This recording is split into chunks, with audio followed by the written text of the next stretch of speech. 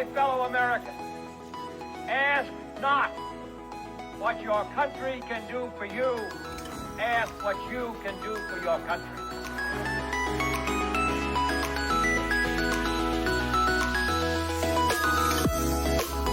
So just as I say we aren't going to let any dogs or water hoses turn us around, we aren't going to let any injunction turn us around. Well, I don't know what will happen now, but it really doesn't matter with me now, because I've been to the mountaintop.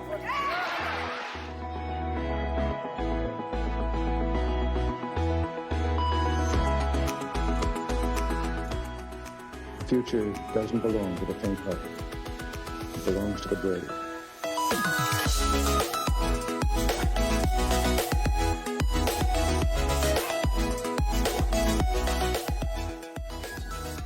Come here to this gate. Mr. Gorbachev, open this gate. Mr. Gorbachev, tear down this wall.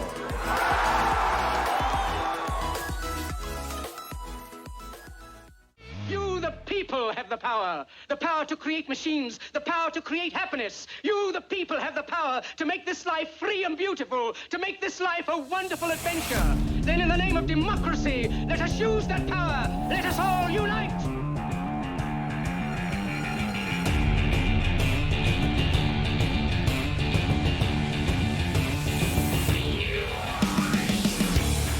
Now, there's one thing you might have noticed I don't complain about. Politicians.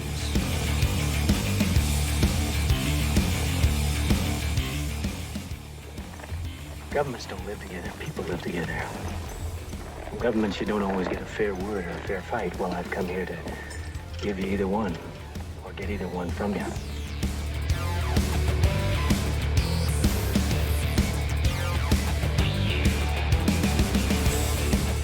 That is totally taken out of context. Well, not really.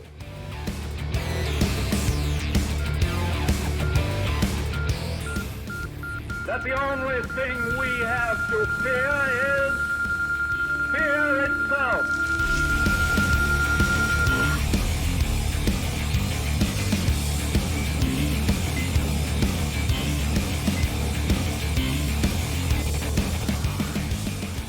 In the councils of government, we must guard against the acquisition of unwarranted influence, whether sought or unsought, by the military-industrial complex.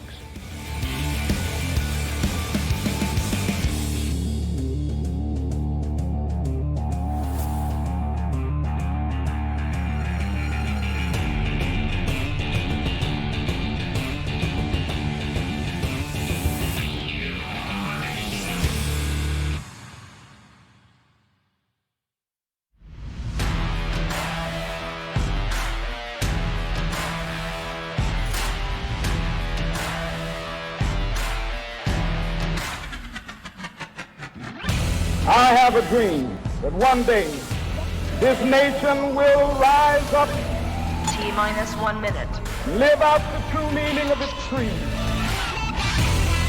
People should not be afraid of their governments.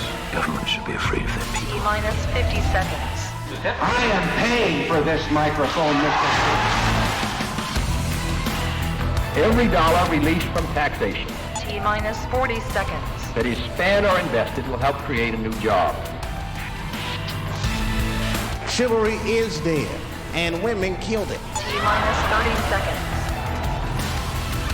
Don't give yourselves to these unnatural men with machine minds and machine hearts. You are not machines. T-minus 20 seconds. We shall fight on the beaches. We shall fight on the landing ground and in the streets. 10, 9, We shall fight 8, in the hills. 6, We shall never surrender! 3, 2, 1, 0. All right, welcome to Problem Solver Politics, the live stream, everybody. We got a lot of really good news for you today. We're going to talk about Andrew Yang and his qualification or non-qualification for the January polls based on the latest math, the latest data. But first, we're proud to announce that you all are within 24 hours away from being able to join a membership to our channel. We're going to reference it a couple of times, but we finally broken through the YouTube requirements to actually have a membership for our channel. And a lot of you guys have asked how you can support the show, and that's going to be an awesome way to be able to support the show. So, incoming. Keep your eyes peeled for said membership joining within the next 24 hours. Anyway, Cody, it's been a dry spell of polls. It was. And we've had 2 billionaires gentrifying the polling market, as we've talked about this week. How does this affect Andrew Yang, and where does he stand in the polls in terms of how he qualifies or doesn't qualify for the January debates? Hit it! All right, so. I realized I forgot to do, hey, everybody. Hi, I'm Cody the Oracle. I botched that opening. Sorry. Oh, stole my intro. No, I'm just kidding. Anyway, so yes. So the news here today is that Fox News released a couple of early state qualifying polls. One in South Carolina, one in Nevada, I believe. This is recently, as I believe, like 15, 20 minutes. This stuff just kind of came out. Maybe 30. Now, there's some big news to come out of here. One, according to the Fox News polling methods, Tom Steyer is on the absolute rise. He's out polling in South Carolina Bernie Sanders. So keep with a grain of salt that these are the polls we're going to be looking at, where Bernie Sanders is getting outpolled by Tom Steyer. But we have that going on in South Carolina, and then we come down to Nevada, and we see Tom Steyer not beating Bernie Sanders, but Tom Steyer passing Elizabeth Warren at 12%. The reason why I'm talking about Tom Steyer is because you notice Andrew Yang is at 4% in Nevada, and in South Carolina is at 2%. So 2% obviously too low, but that 4% is 1% away from being qualifying in Nevada. So there has been, like you said, there's been a drought. There was a drought, but there has been about 3 or 4 qualifying polls in the last few days that have got Tom Steyer in, but the Andrew Yang has not been shown any polls. Now, we did cover the recent poll from Emerson where it was in. Now, I will admit, the New Mexico is an interesting state, but still, double digits for Yang was good there. Also, there was a poll that came out that I believe was a qualifying New Hampshire poll earlier today that while it did show that Andrew Yang, I'll see if I'll pull it up for a second here for you guys. It showed that while Andrew Yang was polling again at like 4%, his net favorability in the state has increased by more than anyone during the cycle. So some good and some bad, I guess you could say. But ultimately, it looks like probably for the January debate with these current qualifications, barring, which by the way, something crazy could happen tomorrow. Really, all it would take from Andrew Yang would be 2 early state polls. So if another pollster comes out with 2 polls like this and he hits 6% in 2 of them, he'd be in as well. Which at this point is probably Andrew Yang's path to the debate. It's still a long shot, but for example, there still is, I believe, at the very least, one more poll scheduled to come out, which wouldn't be enough for Andrew Yang. But at the moment, the big takeaway I guess I have from this is, holy cow, Tom Steyer at 15% in South Carolina. By the way, he's qualified for the debate. Tom Steyer will be speaking on the debate stage, which is,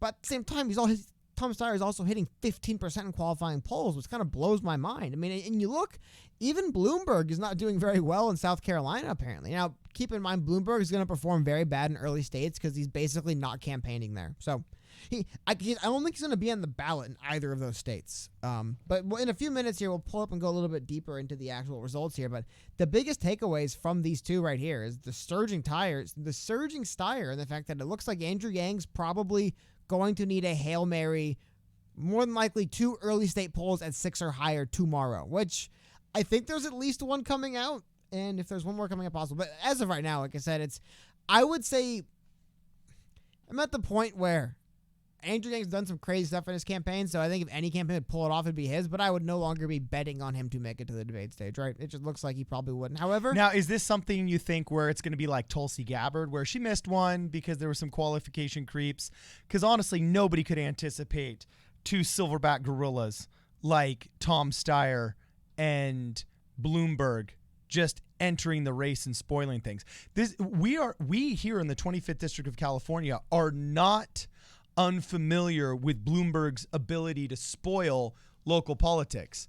I mean, it was kind of neck and neck between Steve Knight and Katie Hill before Bloomberg literally dumped, I think it was like $4 million in the last month of the race, and one of that million was just in the last week to pay for like an extra it was like 300 canvassers or something absurd like that. Look at this right now. Uh-huh. Tom Steyer has been spending. He hasn't quite been spending at Bloomberg levels. This is a graph charting the amount of airings of commercials. The high political ads. Well, I mean, if you were to add up all of Steyer for the entire longevity of this graph, he's about over $100 million. Yeah, then I think they'd be relatively close. They are, but yeah. Bloomberg is obviously, all of his spending looks like it's spiked just in those past four weeks.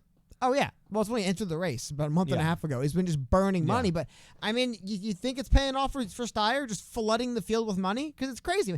The funny thing, too, you look at this. Andrew Yang, when you get past the mega spenders, he's basically comparable with Sanders, Warren, and Buttigieg. He's right there with them. Yeah.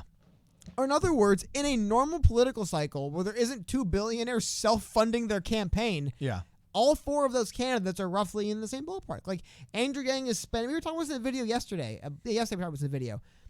Interesting. You look, Andrew Yang spending at maybe a little bit less than Sanders in particular, but definitely around what Warren and Buttigieg are spending on TV ads. So that would normally be a pretty good strength for him. Unfortunately, holy cow, Bloomberg and especially Steyer have just flooded the market. Like, it's, I'll pull up some of these articles right here in a second, but we were talking these yesterday that not only is it harder to get airtime because these guys are running ads, airtime is more expensive. I think one Houston area had like a 20% increase in ad buys because Bloomberg was buying so much. It's like, holy cow, we could charge everyone more and he'll just pay it. I mean, Michael Bloomberg's running a $10 million Super Bowl ad next to Donald Trump. Yeah. And it's now then to keep in mind, we have seen polls in the past from multiple organizations where it's really good for someone and then not so good for someone else, and then another organization does a poll and we see the inverse, right? So it's not to say Steyer is. I'm not saying don't go to Vegas and put everything down on Tom, but it is interesting and it does really lower the chance of Yang making it in this next qualification period. It's going to require. But do you think it's one of those things where the honeymoon period with Steyer and with Bloomberg will level out, and by that time the muggles will start paying attention, and then he'll get his bump to the 6 or 7% that it's going to require, because it's never going to be anything really above 6 or 7%. Well, I also think that if there's any candidate that's going to win a campaign where they miss a debate this late and still come through strong, it would be Andrew Yang. Like, he is fighting an uphill battle. He's going to have to do something crazy like this if he actually wants. Not if he wants to, but in order to win, he's going to have to pull off something crazy. And I would say this is, part of that uphill battle he's going to be in, I definitely agree with that. Wow. That it's going to be, but when was it ever not going to be tough, right? I guess here we go. So here's from the Monmouth poll earlier today that Andrew Yang, I think, was like 2 to 4%, which wasn't great. But here was the one data point that was promising, if any. Because here's the thing. There is methodologies to the polls. Doesn't mean they're bad or fraudulent or fake, but it just means they're not really. They don't really work so great, I guess you could say. We've seen this in many different cycles. So favorability is pretty good for Andrew Yang. He's the only. Now, keep in mind, I would also say he's the only candidate who's got a net favorability increase after 8 months of campaigning in the state of New Hampshire, which is really interesting. It's kind of shocking almost when you think about it. Everybody's less likable. Everybody's less favorable now than they were 8 months ago in New Hampshire, except for Andrew Yang. Specifically Joe Biden, which isn't that surprising.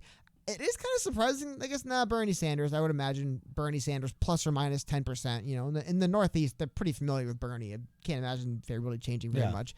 Klobuchar minus 2 is funny. I wonder if that's mostly indifference. Like, people in New Hampshire do not care about Amy Klobuchar. Like, you know what the expression, like, I couldn't care less? Like, I think that's the negative 2 for Amy Klobuchar and Elizabeth Warren. And Buttigieg too as well. I don't know. That's just me. That's just me flaming these people blindly. However, the other thing to look at here. So, well, actually, first of all, Cardin. I'm heartbroken, dog. I'm heartbroken. I'm coping over here behind my laptop. I'm trying to as we talk stats with the fact that 2 billionaires just bought their way into the political conversation. One I'm pretty confident is a douchebag. Well, how about this? Actually, I was just going through this. Is pretty fun. This is again from Zach Montclair. And the other one outlawed my freaking sodas when I was in New York, so I couldn't go to a 7-Eleven and get a 32-ounce Big Gulp. You know what I'm saying? Like, a 33-ounce Big Gulp. So I shouldn't flame on Tom Steyer that much. I mean, I give him credit. When he was interviewed by Forbes, he was actually driving a used Honda Civic, and he has decided to spend a lot of his wealth. He's got about half the wealth of Donald Trump. He's worth about $1 to $2 billion. Okay. I disagree with his politics, especially with his worldview. Okay. But at least he's choosing venues for his wealth that are kind of creating jobs within the political sphere. You know what I'm saying? You want to talk trickle down, right? I guess Yeah, spending $100 at million. least, he's not just blowing it on, some opulent vice, okay? Well, or having some, well, of course, then again, you could say this is one big fat opulent vice. Yeah, it's just like a giant power trip. Like he's just using his billions to run for president. So, I guess, look, I always try and give people the benefit of the doubt, all right? And I think the viewers of this show understand that I oftentimes try and give people the benefit of the doubt and paint the situation in the best color possible. But the fact that you can just come in and buy your way into election almost makes me feel as though you could buy your way into the hearts and minds of my American people that I love and my country. Not the people. And that's an affront, man. That's an affront to the people. It's an affront to that which is sacred. And bam. It just it brings me down, dog. It brings me down. A couple of things. One thing I also kind of wanted to we talked about this yesterday, but I want to show you guys this again. This is like Michael Bloomberg's massive ad spending greatly affecting TV markets. This is the big thing. So Houston was among the markets that responded most actively to the new advertiser. This is back late December, I think the 27th. This is partially attributed to Bloomberg's $1 million buy, increasing the political spending in the market tenfold. The shock spending increase was matched by a 45% increase in rates, which is among the highest of any market. So that sucks for anyone who isn't Tom Steyer or Michael Bloomberg. Now, so getting off the billionaires for a second, though, I have something else I want to show you guys. And this is just a little bit of humor to break through the fact that this is, not the happiest of days for the Yang Gang. This thing's pretty interesting. So in the Monmouth polling, they asked, I just moved past it. Oh no. Here we go. Number 6. Do you think having Iowa and New Hampshire go first in the nominating process makes it more likely or less likely that the Democratic Party nominee will nominate the best candidate for president? Less likely. Or do you think having those states go first makes little difference in likelihood? So they say little difference. I think that's pretty good. Here's my favorite. Do you think voters in Iowa and New Hampshire have too much influence on anyone's party nomination for president? Yes! They coincidentally enough, in New Hampshire, they think they have the right amount of influence. Oh, wait, you said I'm not supposed to make those farting sounds on the live stream anymore because people have made comments wondering if Eric Swalwell's Fartgate has spread to our studio. Yeah, and they've thought that my farting sounds were real. Well, anyway. So I will say, but this is also I think is pretty funny, is that there's 11% of people in New Hampshire and Iowa 11% of people in New Hampshire think they do not have enough influence. They want more influence over the cycle. Jeez. Spend more money in New Hampshire. But anyway, no offense to people in New Hampshire, but I just took out as a particularly kind of funny thing to me in here. But I did want to bring up, I guess I said enough with the billionaires, but I did want to get into one more thing with the billionaires. See if I can pull it up. Hit it, dude. Hit it. I know. I have to look it up. I'm sorry. It's all good. Because I saw data today. I swear to God, I like tweets, and then it just like all of a sudden I look back later and they were unliked. I'm like, I like that tweet on purpose, so I can keep up with it. Here, Carden, talk about something for a minute. I'll pull it up. Do you want me to just continue sinking into the pit of despair? I'm ready to put my Bernie shirt on at this point and just dog on the billionaires. Actually, hold on. That's something ridiculous. These hedge funds, wait, no. They get their money and it does not spread or trickle down. No, how about this, man? I didn't even think about this, but this is hilarious. Thank you for bringing that up. What does it mean when in South Carolina the billionaire is literally beating Bernie Sanders according to this? Think about that. I didn't think about that, but oh my God, man! Like he's literally the billionaire's winning right now over Bernie in South Carolina. It's kind of unfortunate, like you said. Like it's unfortunate. Democrats have completely lost the working class.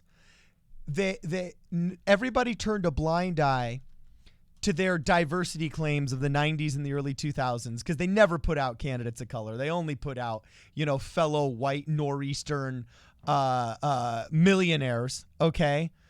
But once Donald Trump smashed and grabbed the entire manufacturing middle class of the Rust Belt, what used to be a Democrat stronghold. They didn't even try and get it back. Now they're just like, hey, if you're a billionaire and you're from New York, we want your money. We want your money and your fame. We want your ads. You know what I'm saying? And they're just like, come one, come all, free beer. You know? And we'll employ you until you want to talk corporate welfare. These brothers are employing politicos even if they lose until November. Yeah, no, it's pretty crazy. You know, 80 hey, that's grand, a nice campaign you know you what, got though? going there. You know, it'd be a shame if all of a sudden your candidate didn't make it all the way. But, you know, over here, I got a nice shiny candidacy where, you know, if, you know, we don't make it all the way, then, you know, you're still going to get paid. We're going to give you some coin, you know. And so it's like, who are you going to go with? The Bloomberg Mafia just rolled into town, you know what I'm saying, and said, hey, I dare you with my media company that I got strapped to my back, you know what I'm saying, and a war chest as large as a Banana Republic's.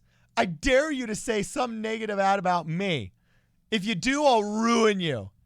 Oh, and by the way, why would you want to fight with me? Because I can pay you double what your guy's paying you. I mean, he's a mafia boss. Okay, hold on. So here's something else I want to. I spoiled it already. So for those of you guys that didn't see yesterday too, I figured this is the fact that because here's something funny. Tom Steyer isn't. Dude, my heart breaks, dog. Tom Steyer isn't doing this, but Michael Bloomberg. It's so funny to me. I have to bring it up again. Michael Bloomberg is spending $10 million to run a Super Bowl ad alongside Donald Trump.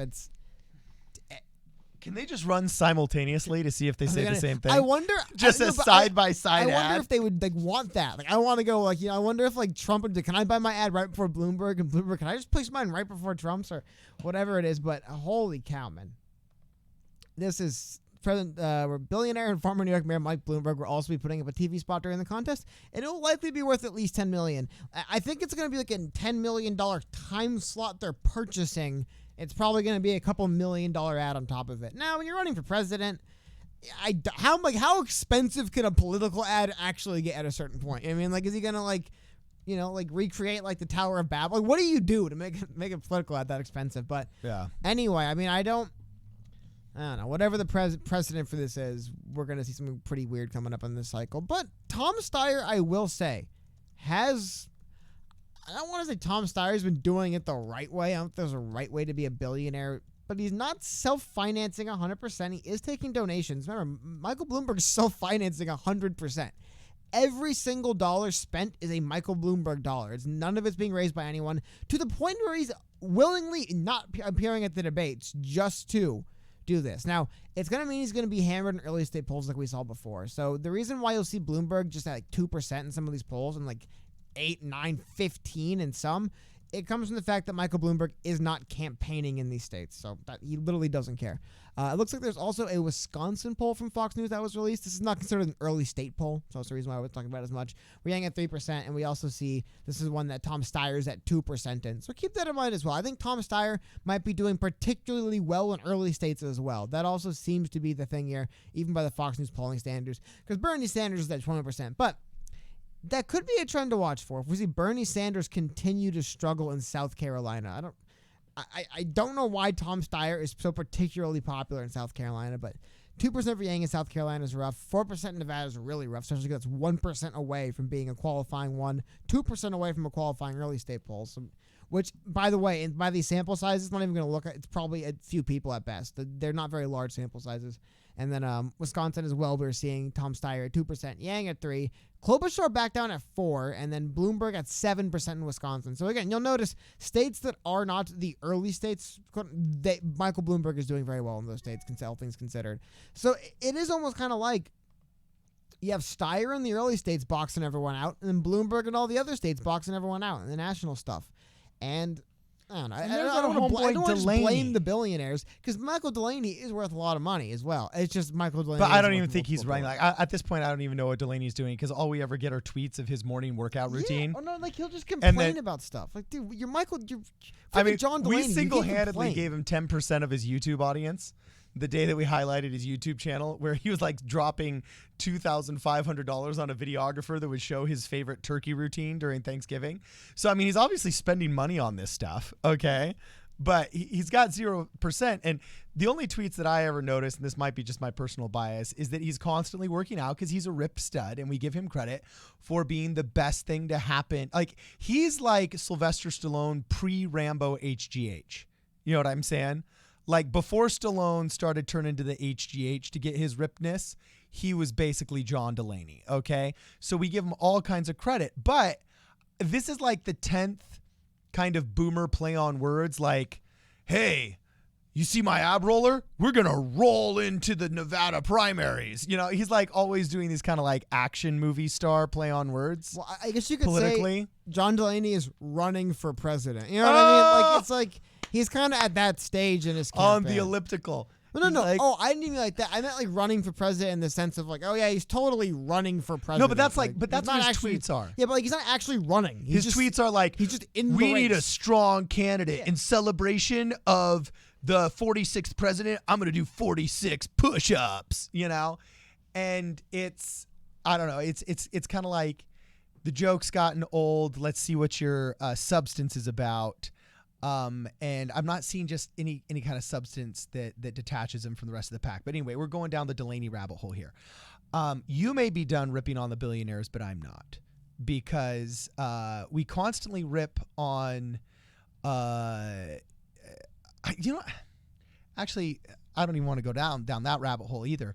But I'm wondering, what is this going to do to the landscape of American politics? Hold on, because there's one more thing I want to get into before we get off the polls. There's one more thing to look at. So this is also, again, Zach Montalero. He's been doing a great job at Politico covering these polls. Yeah, for us. this guy needs to get, we're going to send him a free Problem Solver Politics hat. Yeah. Zach Montalero, if any of you guys know him, or you're within, those 7 degrees of separation or whatever, if you're at least 1 degree of separation or 2 degrees away of separation from Zach Montalero, tell him he's got a free hat coming, because we have used and abused his Twitter profile and his data analysis on this program to the nth degree. He's definitely earned a free hat that, in my opinion, is pretty solid bragging rights at a party. If Brittany the Shadow were here, I think she would say this is a solid... Tell you what, 7 out he's of 10. the greatest guy of all time. Go out there, buy every book he's ever written. Anyway, moving on. There is a poll coming out that will be an early state Iowa poll tomorrow. This is going to be, I believe, before it will count toward the debate, and it'll probably be the last poll released for the deadline, if any more do come. So well, that's the first, not the second, right? This is the one that we know of. Yes, but Yang's behind by 2. Well, he would need 2 early state polls. Now, the fact that this is an Iowa poll could be good for him, and the fact that if he's at 7% here and then someone else happens to drop, no one was expecting Fox News to drop 3 polls, 2 being early state polls. I don't think anyone was like that was like scheduled like this is. So there could be more polls coming out, but yes, just to reiterate to everyone, currently Andrew Yang has 1 qualifying poll. He would need 3 qualifying polls at 5%, or if he gets 2 qualifying polls in an early state, similar to the Fox News Nevada and South Carolina polls today, 2 of those at 6% or higher, he would qualify as well. Andrew Yang just typically in the qualifying polls hasn't polled at the early state thresholds during the cycle, so it hasn't been something brought up very often for him. However, it appears to be his best shot would be like a 6% in this poll, and then, which by the way, I do wonder, because remember, keep in mind, I'm sure a lot of you guys are very aware in the chat, the Yang Week's been going on for a little while there. I mean, not only is the campaign been ramping up officially, but the unofficial volunteer base has been ramping up a lot as well in the last couple of weeks. So it's really unfortunate, and he didn't get if he had like a surprise 6 in Nevada, that would have been great, because then this poll is a really good opportunity for him to make it. But right now, there's going to have to be one more unexpected poll to put him in. So really quick, before we move on, we have a $5 super chat from Juan Pereira. He said, I think Yang and Tulsi should go live on Joe Rogan podcast during debate. If they don't qualify, let's see who would get better ratings. People would be... that's a strong argument. Yes, that's the Trump argument when he didn't like what Fox News said. It would have better ratings, for sure. Yeah, when Trump didn't like what Fox News said, he said, screw you, I'm going to have my own event. Oh, I apologize. Sorry. It's 7%, not 6%. 6% was in the last qualifying period. Thank you. 7%. It's 7% in the early states. I apologize. The 6% in the last one, I got it mixed up. Yeah.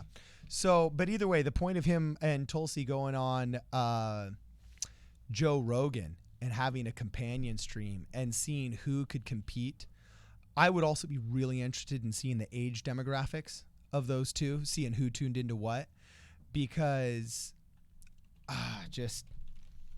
How about this, though? How many people tuned in live to watch the Democratic debate? Gosh, I don't know. I don't remember that stat. Yeah, well, Democratic debate draws. Well, hold on, don't spoil it yet. Oh, sorry.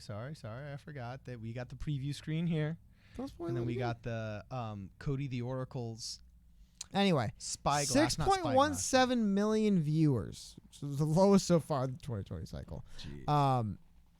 Which isn't good, right? No, sorry, I'm pulling something up right now live again. Well, we were talking about this 3 or 4 weeks ago, how ever since the polls have, actually, I shouldn't even say 3 or 4 weeks ago, because we made the first commentary on this 3 or 4 months ago, that one of the only true words that was actually authentic to come out of Pete Buttigieg's mouth was his claim, this is why our debates are unwatchable. Because not only are they unwatchable, because I hate watching boomers argue about who can outboom each other. They weren't very substantive. They were horribly moderated, and they just lacked any kind of political theater entertainment value. You know what I'm saying? And there's a reason why people are tuning out. Oh, shoot. I already spoiled it. Oops, sorry, guys. What'd you spoil? I wanted the show. So when Tulsi Gabbard and Jocko Willenick were on the Joe Rogan podcast. Now, here's the thing. Remember, Joe Rogan, he does a live stream component of his YouTube channel. A big wing of the Joe Rogan podcast is podcast downloads, and they are multiple. This is a snapshot of what the reach was, but 3.5 million views on YouTube. Like I said, what was it? 6.5? That's just YouTube views. Yeah, How many that's of what his I'm saying. podcasts? So 6.1 tuned into the least viewed debate. It is worth bringing up because it is kind of funny that Andrew Yang feasibly could, especially with like Tulsi Gabbard. I mean, that would be like the internet, like, oh my God, Andrew. Like, it almost kind of feels like the Joe Rogan podcast is like every few years there's like whatever like debate, like, ooh, what if X and Y were on the Joe Rogan podcast? Right now, I think Tulsi and Andrew Yang would like break the internet. That's like the goofy quote. Oh, I like well, this think sticker, about it. by the way. Donald Trump Thank you. did something similar. What He was it again? said, just DVJ461, 299 super chat. Thank you very much. well, Donald Trump did something similar in 2016. Remember, he didn't like what CNN said about him, so he said, screw you, I'm not showing up to your debates. Their debates tank in ratings, and, he goes out and he does his own thing, tweets his own information, and he's got 45 million Twitter followers. They got like 5 million or 10 million viewers of their debates. So, I mean, that's one of the things that we loved about Trump. I think at some point, the proletariat needs to put its money where its mouth is and say, hey, we actually value new media over old media because old media is biased. And we will reward you, Joe Rogan. Okay, we will reward you if you host your own debate. Have some of these people that didn't qualify on and go head to head with the real debates, and it will surprise you how much power you actually have.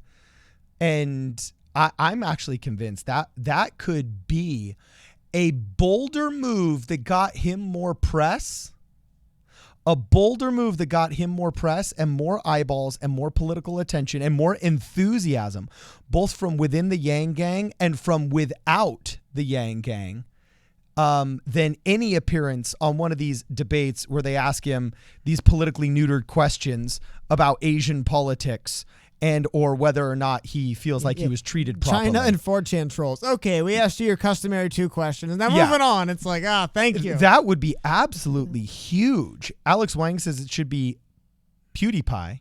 PewDiePie. Oh, that could be pretty. Because I mean, I think the idea in general, though, you're talking about, like, I think if Andrew Yang does want to make a big splash, and he really does want to kind of like.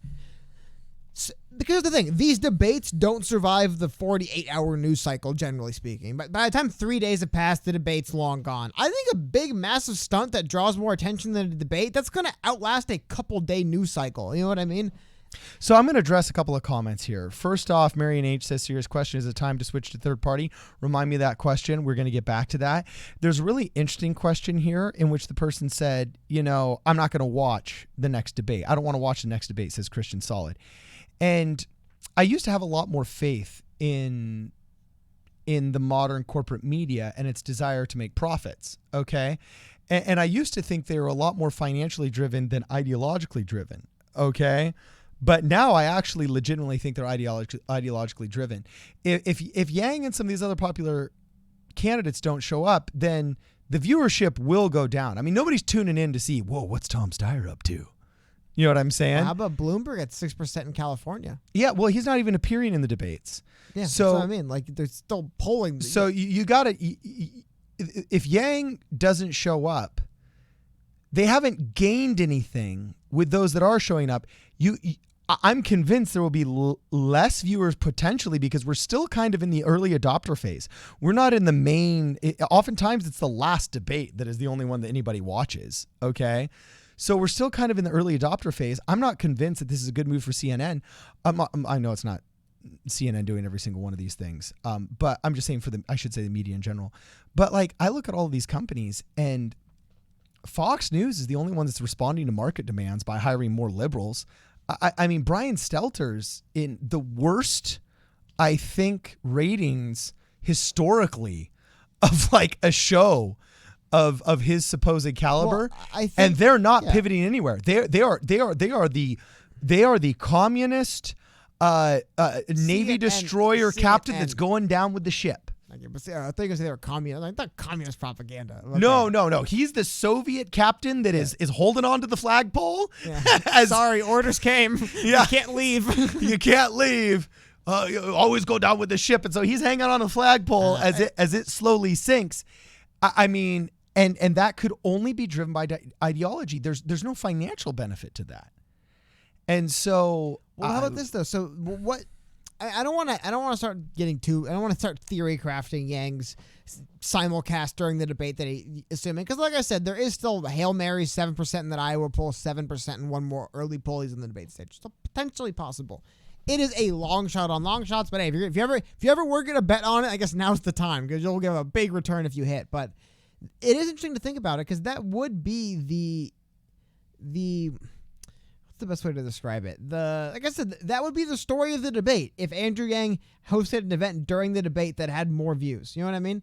That would be the story of the debate. So, but at the same time, it's never. You don't want to spin it too good. It's never good to not qualify. You want to qualify, but I don't know, man. Weird cycle. We're in a weird part of the cycle because voting is about to start in these early states, and we're going to start figure out. Like I said, Andrew Yang, I'm not gonna lie, Andrew Yang being at 4% in that New Hampshire poll, not a good sign because he is investing pretty heavily in New Hampshire. So I've seen some people throw around this idea before, which is an interesting concept, which is the idea that Andrew Yang is just not simply, but part of it would be Andrew Yang targeting voters who don't show up in polls. Hey, Cody, can you just hold that thought because something really important did just happen. Deborah Baca made a very deep and influential and important and pertinent and relevant comment. She said, Cody hair looks great. And by that, I think she meant Cody's hair looks great. And you did just get a haircut today. I did get a haircut. So shout out to Deborah Baca. Thank you. I very much appreciate it. Thank you very much. Yes, Deborah Baca, you glad pegged someone it. noticed. Yeah. Okay, anyway, keep going. Well, no, I was just saying, I as you were talking about, like, people aren't watching these debates. The ratings will probably plummet.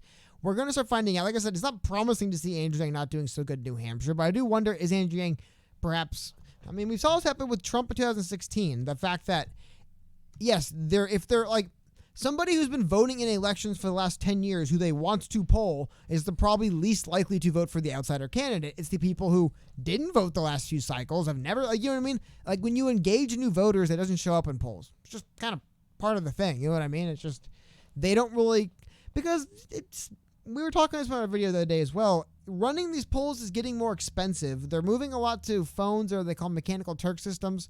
Not phones, internet or Turk systems they're better than, because the thing is, internet and the Turk system, I apologize. When you call somebody's landline, they generally don't pick up. Even if you do cell phones, they generally don't pick up.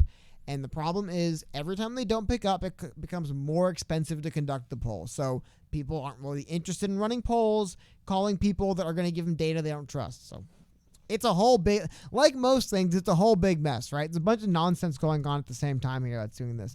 Because someone said, why aren't the polls being investigated? Why isn't there more scrutiny in the polls? I guess that's an idea that's brought up a lot. I think the larger thing is because I don't think we have the perfect method for them, and they're expensive and they're a big investment. And generally speaking, these pollsters, when they run these polls, they probably want to get results that reflect.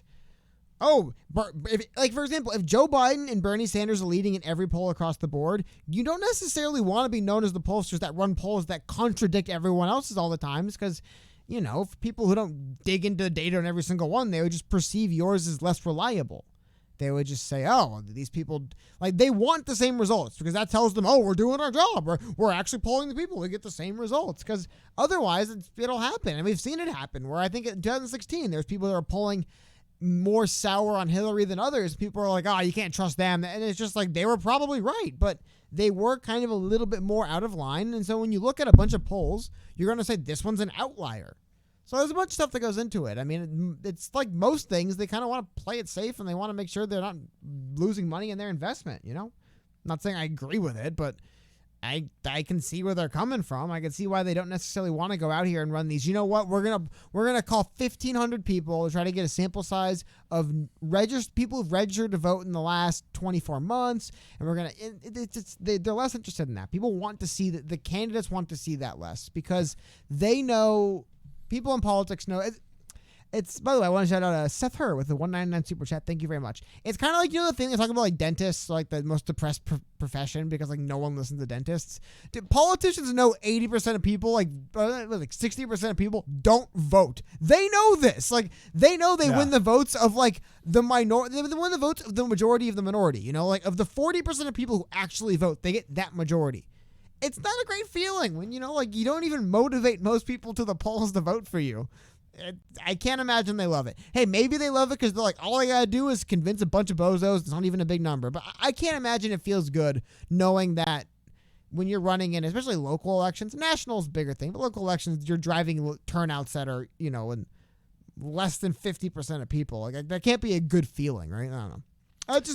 That's my wild, crazy theory, but I don't know. I feel like you kind of jades these people when they're out there busting their ass trying to win these elections, and they look up and realize, and I wonder how many people who do these polls realize when they're interviewing people, wow, your average person doesn't care. They don't even want to vote.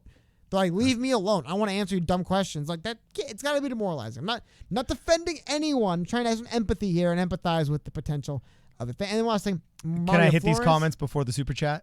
Let's just do that real quickly. Okay. Mario Flores, Cody, what if Yang held a Twitch stream with Childish Gambino and Dave Chappelle instead of going to the debate? Exactly. Well, here's the thing. I think that'd be awesome. I think that'd be less likely. Joe Rogan is showing willingness to wade into politics and get Bernie Sanders on and stuff, right? I don't necessarily know if that was something that Childish Gambino and Dave Chappelle want to do on a Twitch. It would be the coolest thing ever. It would it would be like when Drake was playing Fortnite with Ninja. You know what I mean? It'd be the biggest stream. But I don't know. I think the thing with Joe Rogan that makes it interesting is he wades into politics quite frequently. So that's the one interesting thing about it. Well, this goes along with some of the other questions I was going to address. The Classy Nerd says, Cody, what you willing to bet Yang and Gabber would do an independent stream if not making the debates? I think that would be great. However, Fire Rocket brings up a point that party loyalists will hate him if he really does something crazy to steal the attention. Oh, yeah, big time. So I think maybe not something defiant, but if he were to, get some of his big surrogates. Let me tell you, if he did a stream with Elon Musk, if he literally could convince Elon and just say, look, Elon, one of the biggest things you can do for my campaign. What if he gets him to name Grimes' baby Andrew? Yeah, exactly. If he says, can you do a stream where you announce the name of your baby as Andrew Yang Musk and then simultaneously talk politics with me in a live stream for 3 hours? I mean, to me, that's not necessarily defiant. It's competitive, but it's not defiant.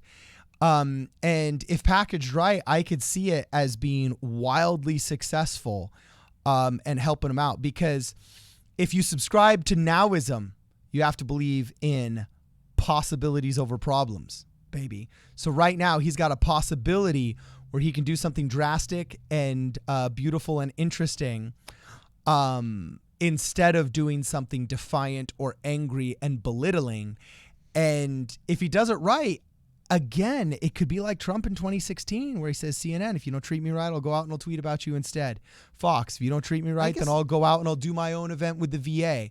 And it worked. Yeah. Yes, sorry, but I just think he can make a buzz live tweeting even. It might not even have to be the biggest. You might not have to have like, like a WrestleMania type event. He might just be able to do something like just live tweet it. Just be relevant, remain in the conversation. Honestly, live tweeting the event probably will get you in the news cycle as much as actually doing the event over the course of like a 5-day span.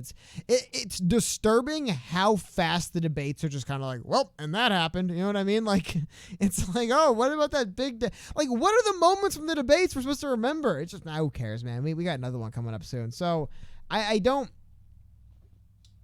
Actually, Elon Musk has 5 kids. I didn't know that. He has 5 kids. A set of triplets and a set of twins that were done through science, I believe.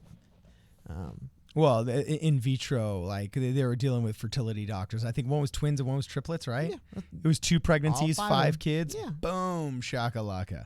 Yeah. And but there's one thing that, speaking of though, it's important whenever people try to, when we talk about comparing like just the outsider kind of breaking in nature of the Yang campaign and the Trump campaign, it's also important to remember that instead of getting intentionally omitted by the media every single day, the media was in full on, all we can talk about is Trump mode every day. So that did help Trump, and it's hurting Yang because they're going out of their way to leave him out, leave him out of the conversation and disrespect him. And I think it's leading to more. I think it becomes a self-fulfilling prophecy of like, because he gets disrespected by parts of the media, other parts of the media don't really see him and assume he's not important. And then because the other parts of the media aren't treating him like he's very important, makes it easier for other parts to slight him and do him wrong. Does that make sense? Yeah. We got a question here from across Canada asking, does Andrew Yang watch this channel? Yes, every day.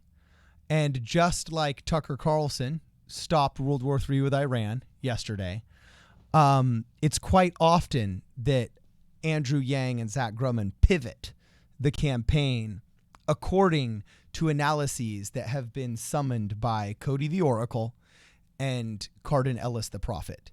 So sorry, someone just tweeted, it's in quotes, I'm naming my baby Andrew Yang, Cody Elon Musk. Hey, that'd be a news story, man. That would be on. Well, it was like the video we did earlier today talking about Andrew Yang on TMZ, right? Yeah. But so anyway, we got a lot of naysayers here. Ted Tillman says, I think it's becoming the end for the Yang gang. No way. Not at all. Tulsi came back and was in another. Right now, we've got 3 unique things that really don't make me worry about any candidate. Okay, we've had a dry spell. I mean, in the past 48 hours, we've had like 3 or 4 polls come out. We've had like 7. I mean, like, we've had like 7. When we look ultimately over this whole period, it will definitely be less. But I think ultimately, when every poll's said and accounted for, it probably will be vaguely comparable to the previous cycles. Yes, vaguely comparable, but we do have to say less. Okay, we just came out of a huge dry spell in which there was literally like a 14-day period with no polls, and up until 3 days ago, when we finally did get those polls come in, oh my gosh, since the last poll, like Kamala had run out of the race. There had been 2 debates. There was all these things that had happened where it was almost like you're looking at your friend's 10-year challenge on Facebook. It just blows your mind away how much has happened since the real last poll. So I wouldn't worry too much. But Andrew Yang does really need to do some soul searching here, okay? And he needs to figure out why in some of these demographics he has not shifted. Okay. And the Yang gang needs to really disabuse themselves of this idea that it's completely rigged against them. Look, nobody anticipated 2 billionaire silverback gorillas jumping into the cage with, just all the other chimpanzees in the display. Okay. In the primate display. Nobody ever anticipated that. Okay. But guess what?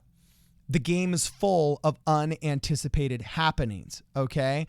And you now have had 2 super successful fundraising quarters in which you've been given very good amounts of money, enough that a politically savvy person with experience would be able to move the needle, okay?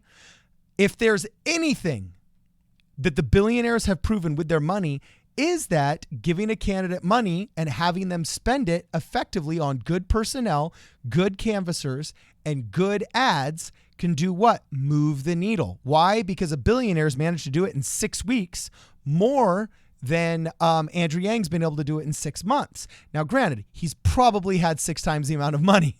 And so you'd have to look at the dollar per dollar ratio to understand who's actually doing it better. But Andrew Yang does actually need to kind of do some soul searching here and figure out what he can do in order to maximize what he's got in the war coffers and make it to the next step. Because if he doesn't, then unfortunately the Ted Tillmans of this world might start losing faith in him, and he needs those supporters most. Now, I expect, and you always expect, that there will be parts of the journey. Okay, anybody that writes scripts knows that in every good movie, there's always the drastic failure before the triumphant ending. Okay, there always has to be bumps in the road. There has to be second acts and second parts of second acts. The hero's lowest point. Yeah, there has to be the hero's lowest point. So this very much can be taken as one of those heroes' low points. I doubt it's going to be the lowest because let me tell you, when he makes it to these other campaigns or these other debates, there could be other low points. But he really needs to do some soul searching and rise above this because this belief that it's all the billionaires' fault that's a lie he'd be telling himself. There is some personal accountability here that the Yang campaign needs to indulge in right now. Yeah, and then real quickly, $2 super chat from Jay Watt. You're awesome, guys. Thank you very much, man. Appreciate that very much. Yes, no, I agree, man. I agree with all what you're saying. It's kind of like to my point earlier. We're on the same page here on this. Or I think Andrew Yang, if he's going to win, it's going to be some crazy stuff's going to have to happen around the campaign trail. Like anyone, to come in through a non-traditional path.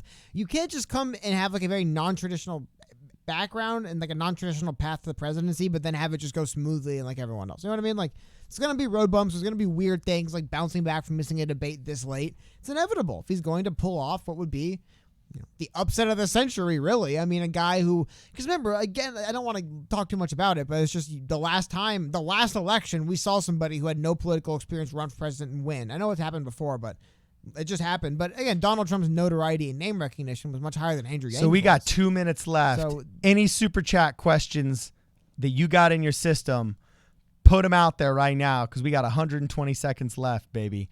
We're trying to be a little bit more, what do we call it? Responsible and self-regulatory. We're trying to be more, gosh, what's the word when you bridle your passions? When you, I already said responsible, not controlled, disciplined. That's the word I'm looking for. We're trying to be more disciplined with these live streams, making sure they don't take so long. But anyway, Daniel Tice, what will the future of the channel be post-Yang? Well, first off, yeah, what is post-Yang? Yeah, right? What is post-Yang? What you saying, dog? No, I'm just kidding. Well, actually, already what we love doing, and that's talking politics. And we have lots of other videos that we currently are making that are just about the election in general. And we will continue covering this election until it goes. I don't know if I necessarily agree with the term post-Yang, and I'm not saying this is what you meant, Daniel, though, because Yang still, like, everything's so wide open. Like, it is still wide open. When you believe in everything, you simultaneously believe in nothing. And when you have 8 candidates that are polling above a certain rate, then you really simultaneously have no candidates. That's the truth of the situation. If Steyer can beat Bernie Sanders in South Carolina in a Fox News in one poll right now, like anything can happen. Yeah, right? Exactly. We've gone. You're kind of a fair weather Yang Gang fan if you really think that one bad week is all it takes to get rid of him. I don't think Yang is so weak that one bad week and missing out on one debate is gonna end him. Not at all. As long as he can adapt and can adjust. Anyway, Cody, you were saying. Oh, just one more super chat from Joshua Slocum, $5. He said, "You guys rock and look forward to your vids." Thank you very much, man. And then Cardin, where did you get your math hat? One of the most popular questions we get by far. It's a very good looking hat. It looks very good on you as well. Want me to answer for you? Because I know the answer. Yeah, you can answer, and then I can grab it and put it on just to make him jelly. I forgot his Twitter handle, but he goes under the Yang Australian, I believe. On really cool guy from Australia. He actually made a bunch of these custom math hats. The ones that Card will wear. He's pulling right now. The ones with the really big block math letters on them, and he sent them to us and a few other people. I think for a little while he was talking about selling them, but I'm not sure if they're available for sale right now. And then one from Island and Beyond, $4.99 super chat, said, "Hey guys, how do we get past the corruption in the DNC? I hate how they're keeping Yang off the debate stage." Well, first off, make noise about it. The only thing that a politician fears is the media. Memorize that phrase. The only thing a politician fears is the media. And that's why the founding fathers knew that the media had to be the silent fourth branch of government. Unfortunately, that silent fourth branch of government has basically just been in bed with the establishment DNC for the past 40 or 50 years. But as per usual, or per normalcy in human history, additional technology has helped us in our ability to fight diseases such as corruption. And all of these different avenues that we got with podcasts, with YouTube, with Stitcher, with everything from Snapchat and your opinions to social media and out your opinions, allows us to help fight this corruption. So expose it. Expose it. Talk to your friends about it. Really, we don't live in a world anymore where you can just kind of sit back and expect the corporations to act ethically and expect the government to act ethically, because that's what you heard they do in Civics 101. Because guess what? They outlawed Civics 101. They don't like it because it empowers you as a citizen.